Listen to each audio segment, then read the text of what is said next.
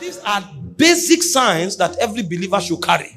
That a believer becomes an impregnable fortress, that no injury that man suffers should affect him.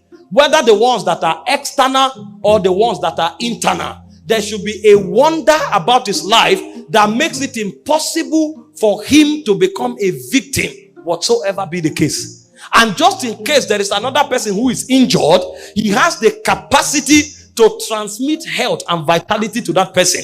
So he's not just impregnable to danger. He has the capacity to remedy danger that is on the lives of other people. So if he lays his hands on them, they recover. And he said he speaks a supernatural language that connects him to a supernatural dimension. And so he's not just living trapped in this world. He has a technology of connecting to realms beyond this realm. And so the life of a Christian does not begin and end with earth. And so when a Christian is proud that he went to Dubai, he doesn't know where Christians travel to. A Christian is actually supposed to be vitally connected to heaven and all of the realms that God has created. And so when we travel to Dubai, travel to London, travel to America, those are horizontal journeys. Anybody in the world can do it. You don't need to be born again to go to Dubai. You don't need to be born again to go to London. But by the time you say, I know a man many years ago, whether he was in the body or out of the body, I can't tell.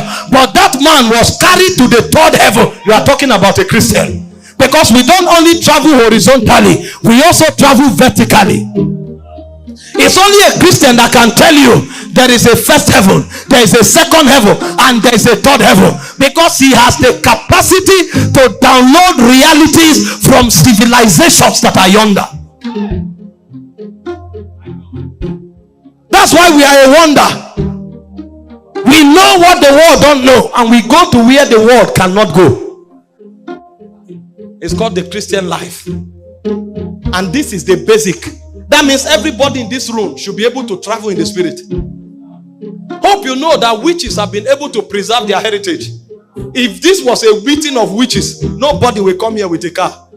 And it's not a testimony. If this was a meeting of witches, everybody will appear on their chair. And when the meeting is over, everybody will disappear. Because you are not a witch until you know how to teleport. Teleporting is a normal means of transportation in the witchcraft.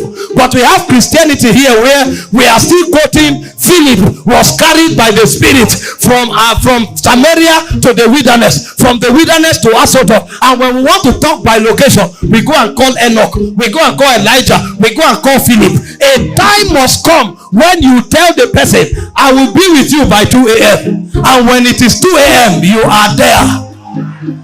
That's Christianity. And that is basic. That's basic. See, you won't be troubled. When the world is insulting us, please don't fight them. They know what they are saying. We have made so many claims that we can't prove. You come and quote the Bible, you tell them the Holy Ghost carried Philip. They are asking you the question, is this peculiar to Philip or your Holy Ghost has he gone? Why is it that everything you talk about God, you bring it from the Bible? Is your belief system all about a book, or you have the capacity to demonstrate what you are talking about? You are telling me that Jesus healed. Is it that your Jesus healed 100 years ago and is no longer healing? If your Jesus healed, here is a cancer patient, here is a diabetes patient. If you want to prove to me that Jesus healed, thank God you have read a verse, but there's a sick man here. It's either your verse jumps out and heals that sick person, or do something about it, or shut up. That's what the word is saying. It says if they lay hands on the sick shall recover. Jesus gave us beyond Bible. The Bible is a document to prove to you that what you have been invited into is verifiable. But your life must become a testimony. And you know what the apostles did? Why do you think when the moment Jesus resurrected, the next book is not called the writings of the apostles?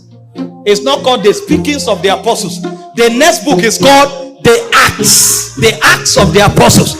Before we preach, we must demonstrate the acts of the apostles, the wonders of the apostles, the miracles of the apostles, the signs of the apostles. And do you know what the apostles were doing? The basic things that Jesus said every believer should do, they carried it and they started modifying it. Jesus said, you shall lay hands on the sick and the sick shall recover. And Peter said, laying hands is kindergarten. The Bible said in Acts 5:15, it said when Peter came out of the place of prayer, they laid everybody that was sick on the road, that the shadow of Peter may touch them. And he said everyone touched by the shadow of Peter was cleansed of whatsoever.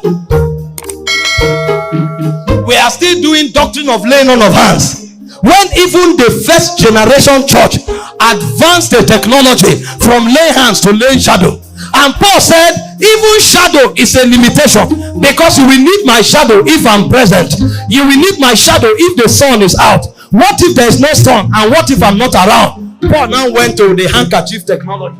He said handkerchiefs and aprons were taken from the body of Paul, so I don't need to be there. The sun don't need to appear. Anything you carry from me carries virtue. And in 1 Peter chapter 2 verse 9, Peter said, you are a choosing generation, a royal priesthood, God's special people, called forth to showcase, to demonstrate, to manifest the virtues and the excellencies of God. We are the manifestation of the excellencies of God. We are the manifestation of the virtues of God. That's why Jesus said, you shall be demonstrators of signs and wonders. This is not an invitation to a religion. This is an invitation to demonstrate God. All of the dimensions and all of the excellencies of God.